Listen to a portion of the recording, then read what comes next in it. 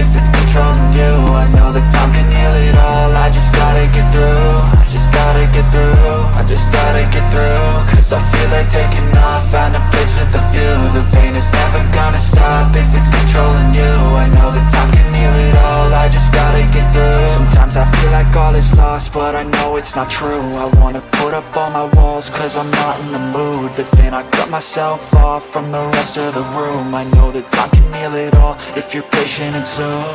It can all be worth it, all the searching. Pain is never really permanent, but damn it hurts, man. I could feel all of the turbulence and it's concerning. I've been searching. Hey guys, what is up? What is up? How's everyone doing on this Wednesday night ahead of the Eagles versus the Colts game on Sunday? I'm here with my guy Derek Larcher from Bring the Juice Colts podcast. We did this last year, so we decided why not to run it back. So how you doing, bro? I'm doing great, man. Looking forward to this matchup. I am too, especially with the run defense, how the Eagles are bad at that. So I just got to ask you, how do you feel about going into this game? Actually, you know what? Before that, stress that. Okay. Where can they find you on social media? Well, you guys can follow us on Twitter, Instagram at Derek_Larger for me. For our podcast, it's at BTJ Pod. And again, you guys can find us on anywhere that you listen to podcasts, YouTube, Spotify, Google Podcasts, Apple Podcasts, wherever you listen to.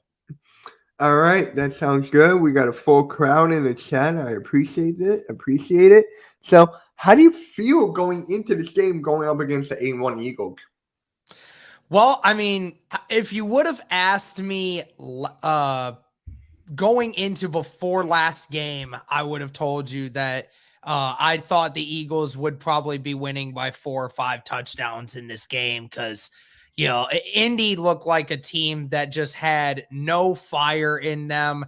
They looked like offensively, they just could not do anything whatsoever. You know, it's one of those weird things where this team just felt like it was a lost cause, you know, especially offensively. But if you ask me now, on top of what we just saw last week, I do feel a little bit more confident in this team's ability to hang in there with other teams now. Not to really think to actually win, but look at it as a team now that has more grit and has more awareness of what's going on around them. And I think that the team is now going to be trying harder now that Matt Ryan's going to be the starter and that Jeff Saturday is their new coach. I feel like this team might just have a slight bit different direction going forward. Okay. All right. Yeah. This whole thing with Jeff Saturday's got the whole NFL up and buzzing. It was just like, how did you feel about Jeff Saturday getting hired?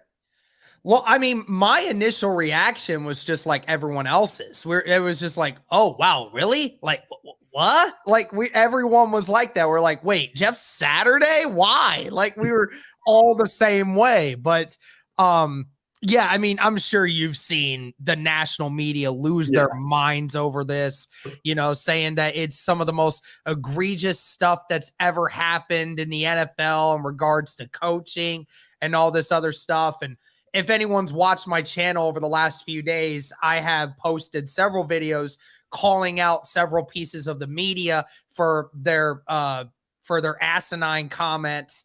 And then on top of it, everyone else calling them out. And, you know, Jeff Saturday getting the win that against a coach who many would say has the most experience of any coach out there that would want a head coaching job. So, you know, it's one of those situations where I felt like everyone had the right to be like, oh, wow, like, really? Yeah. I mean, you know, there was a lot of people who were stunned. I felt like a lot of people took that and ran with it too much. Like, I think it was to the point where people were just going crazy. And it's like, dude, this is a guy. I sat back for a second and I was like, okay, so this guy does know the building. He was playing with Peyton Manning and that great Colts team that was one of the first Colts teams to be in Lucas Oil Stadium. He was the center, man. He was in there for a decade. He played along greats. He's one of the biggest work ethic guys ever. That's why he kept a relationship with Jim Irsay all those years after being gone from the Colts. So the guy has pedigree. He has a resume. He's one of the greatest centers of all time. And then on top of it, he built a great relationship with people inside the organization, even though he wasn't involved in it. So I was like, maybe not the best decision, but I could understand why. And I think a lot of people are looking too far beyond it instead of understanding that Irsay made this hire because I don't know if he knows who to trust in that building right now. Because remember, the Colts going into the offseason, everyone was saying, this is a playoff team right here. They got a playoff roster. They got a team that can compete in the playoffs. This is a team that can potentially go all the way. And sure enough, they had one of the worst starts in Indianapolis Colt history. So, the way they're playing, I don't know if Irsay trusted anyone in the building. So he went and got somebody on the outside that he knew he could trust to figure out a way to fix this team or to let him know who was messing up and what aren't. But so far, so good. I'm liking the move of Jeff Saturday. There we go. I mean, I just have a question here. What's going on with the Raiders? I know it was a good win for you guys, but it's just like, they're just falling apart, haven't they? I just had to. Yeah, 100%. Well, I mean, I think it all has to do with Josh McDaniels. I think that's entirely the problem.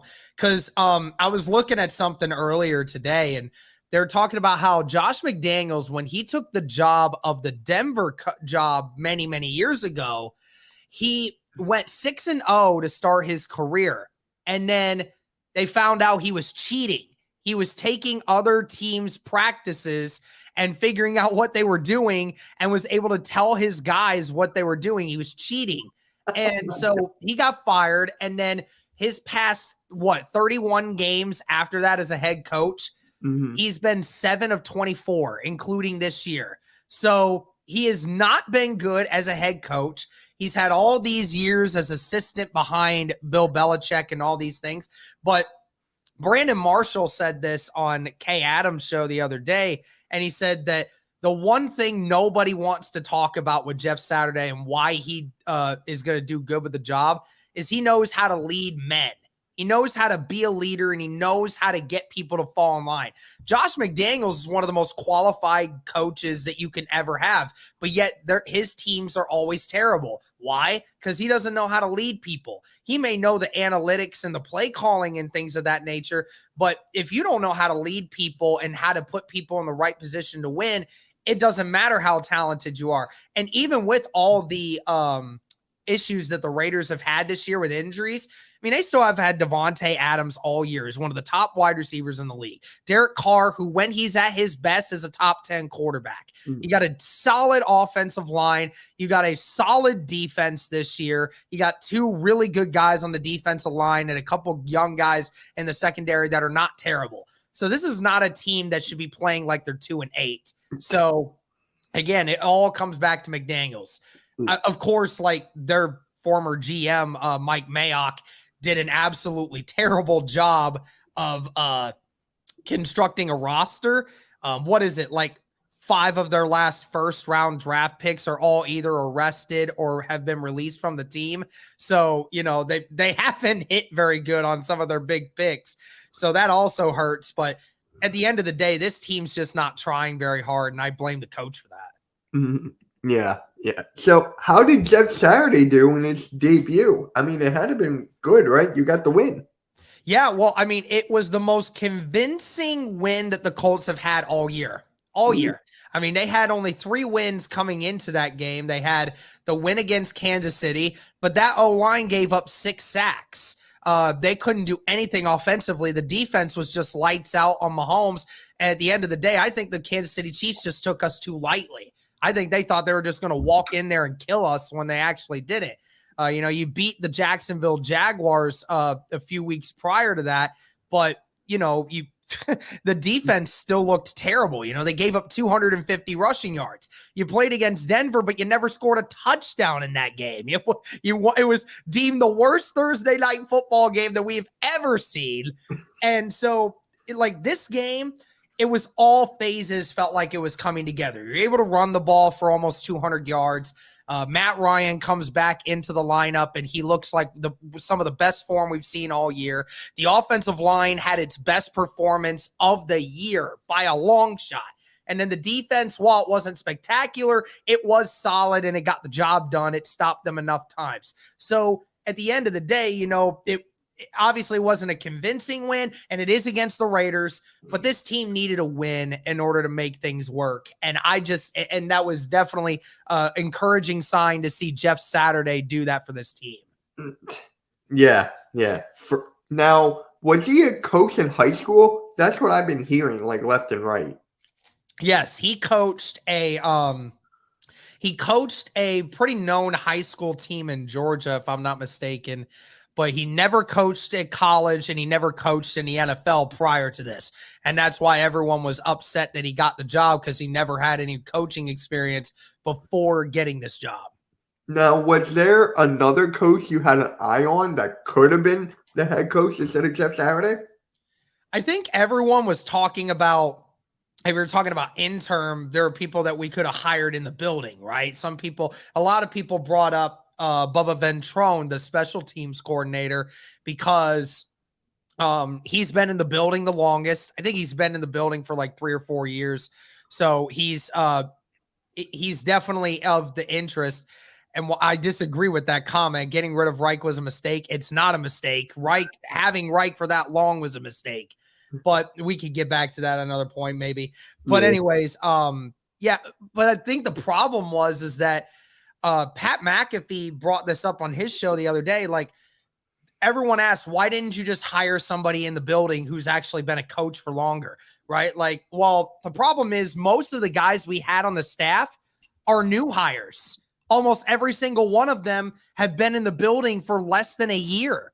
So Irsay didn't want to hire somebody into that role that he didn't trust. And, and they were asked about Reggie Wayne, or talking about John Fox, or talking about Gus Bradley. None of these guys had been in the building for more than a year. And some of those guys have never been head coaches before. So he didn't want to establish that responsibility to somebody that, who, one, can't call offensive plays, second, can't fix the offense, and third, they haven't been in the building long enough. So like I said, he went and got somebody who he knew he could trust to at least find out what is going wrong with this team.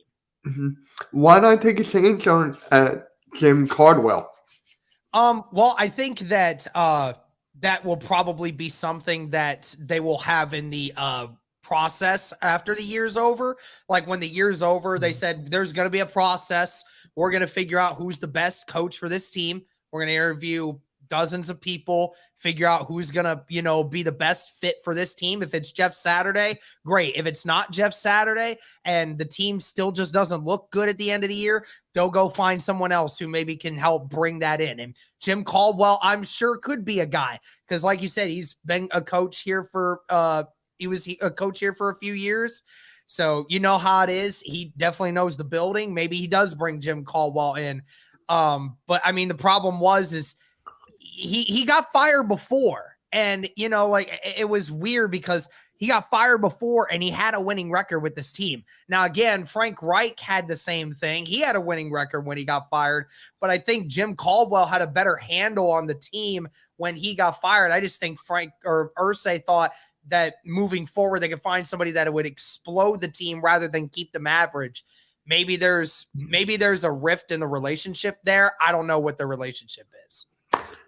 Well, now we got to get into the good stuff, and that's actually the football players. So Matt Ryan is now the starting quarterback for the rest of the year. What does he have to do against the Eagles' defense? Well, I definitely know your guys' defense is definitely very strong. You have Darius Slay over there on the one side, and Slay's a dog. He's a lockdown guy. It's one of those situations. I think the one thing that the Colts have that I don't know if you guys have seen a lot of so far has really been the fact that this team has a lot of mismatches with some of its wide receivers. Michael Pittman 6'4", Alec Pierce is 6'3", Paris Campbell 6'1", but he has 4.3 speed. something like that. It's a matchup nightmare for a lot of teams, even though the Colts really don't like to attack the field deep. I think sometimes Matt Ryan's going to have to do that. What we saw last week against the Raiders, I think Matt Ryan never threw a pass beyond 20 yards. Like every single pass was within 20 yards. So it's definitely different. But I mean, the good thing is now that you got Jonathan Taylor back in the lineup and he's working things now, maybe that allows you to take more shots down the field, because the Eagles, just like any other team, are going to now have to respect the fact that Jonathan Taylor's in the backfield and you got to play up a little more. So there might be more of those one-on-one matchups out there on the edges. And I know that the Eagles have confidence in themselves and their corners in order to be able to do that. But yeah, that could be a point where, if you're able to use the speed of some of these wide receivers that the Colts have to get open, then that's what the Colts or the Eagles defense has to look at. Mm-hmm. Yeah. Well, from our last 2 weeks, we played against the Texans and the Commanders, and they exploited our run defense like it was so freaking bad. So we got to talk about Jonathan Taylor versus Eagles defense, man. I mean, this is what I'm scared about the most. It's Jonathan Taylor, one of the best running backs in the whole league. Mm-hmm. So how do you feel about that, Jonathan Taylor? Well, I mean, again, like I said, if you had asked me before this last week's game, I would have told you it doesn't matter. Leading up to that game, there was only one other time all season that Jonathan Taylor had over 100 yards rushing, and that was against the Houston Texans back in week 1. And a couple times he's had to deal with injuries and a couple other things like that. But this is the first time since like the beginning of the season that he's been fully healthy, and the offensive line looks to be a little bit more in cohesion. The only problem we have is that Eagles front four is very, very strong. You're going to have a couple guys that are anchors in the middle, and we're just now seeing this front for the Indianapolis Colts finally figure out its identity again. So I don't know whether or not it's gonna carry over again. Because I mean, let's be honest, the front four for the Raiders is nowhere near the strength of the Eagles. Even though the Eagles aren't defending the run well, I still think they're a better bunch. But I think the Colts finally found the group of guys that is actually going to work and actually do best when it comes to that. So again, they're going to have to run the football, because if they want to have any success against the Eagles on Sunday, they're absolutely going to have to run the football, because if they don't, then it's going to be a long day for us. And I think that the way the Parks Frazier, who's our new play caller, and Jeff Saturday have simplified things, so they're not running as diverse of a system anymore, but they're working on the fundamentals. So unfortunately for you guys, you're talking about a team that was one of the worst rushing teams going into this last week. But now you hear Jeff Saturday and Parks Frazier going back to basics. And with the way we just ran 150 with Jonathan Taylor this last week, if it's all the same, it's going to be another 130-yard day for Jonathan Taylor coming up. Mm-hmm.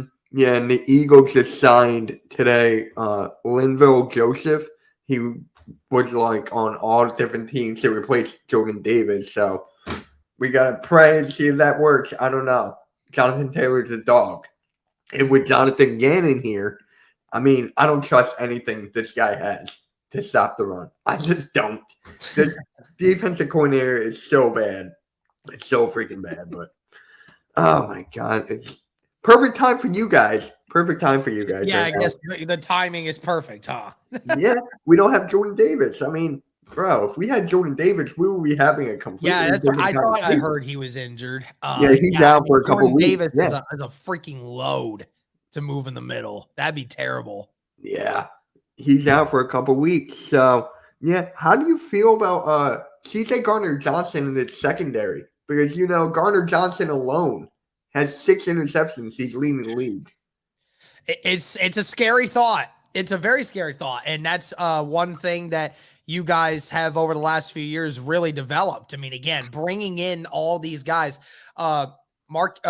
Bradbury, Slay, Gardner Johnson, these guys, they are monsters right now. And I do wonder how that's going to go. I'll be completely honest. I don't know a lot of haven't seen a lot of the Eagles games, but I hear all these names. I see all these stats. Clearly, they're creating big opportunities. And of course, you can't go 8-0 and now 8-1 without having a good defense. And of course, when you have a secondary that can play defense the way they do, it allows for your defensive line to be able to make more plays in the backfield. I mean, I'm sure, I think one thing that we have an advantage on is if we have the Matt Ryan of old. Matt Ryan is protected. Matt Ryan does know how to pick apart a defense, and he does know where to find the weak points. He's a veteran in the league. He's been around for a long time, so he probably knows a lot of these guys' tendencies and how things go.